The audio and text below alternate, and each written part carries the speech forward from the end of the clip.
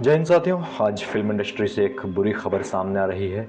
Actor Achyut Poddar साहब का देहांत हो गया है। तस्वीर में जो आपने थंबनेल में देखी हुई तस्वीर, उसे देखकर आप समझ गए होंगे कि अच्युत पोद्दार साहब वही थे जिन्होंने आमिर खान की 3 इडियट फिल्म में प्रोफेसर की एक छोटी सी भूमिका निभाई थी। साथियों, आपको बता दूं कि अच्युत पोद्दार साहब का देहांत कल यानी 18 अगस्त को हुआ।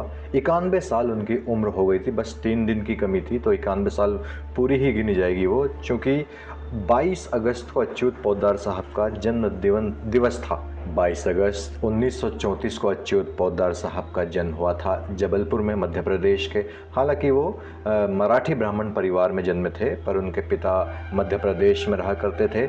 अच्युत पोद्दार साहब का जो बचपन गुजरा वो इंदौर में गुजरा। उनकी पढ़ाई लिखाई भी इंदौर से ही हुई। अच्युत साहब ने इकोनॉमिक्स में स्नातक किया था और उन्होंने स्नातक में फर्स्ट डिवीज़न हासिल की थी। उन्हें गोल्ड मेडल दिया गया था। पढ़ाई कंप्लीट करने के बाद अच्युत पोद्दार रीवा की एक यूनिवर्सिटी में प्रोफेसर बन गए थे।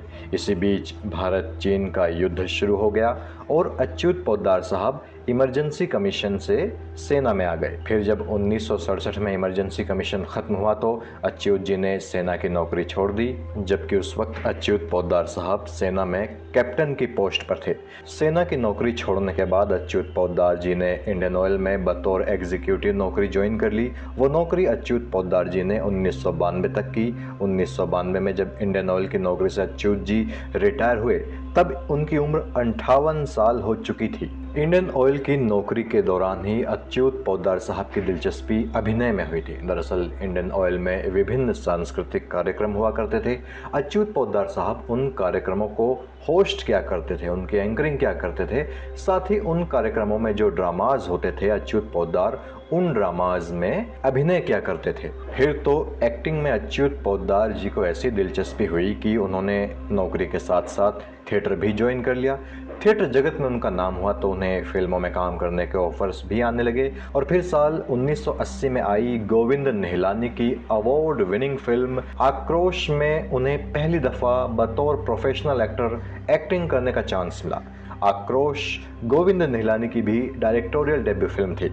आक्रोश के बाद अच्युत पोद्दार पैरेलल सिनेमा का नामी चेहरा बन गए और उन्होंने कई पैरेलल फिल्मों में काम किया। 1992 में जब इंडियन ऑयल की अपनी नौकरी से अच्युत पोद्दार रिटायर हुए तो फिर वो फुल टाइम एक्टर बन गए। सिर्फ हिंदी ही नहीं, अच्युत पोद्दार जी ने मराठी फिल्मों और टीवी शोज में भी काम किया।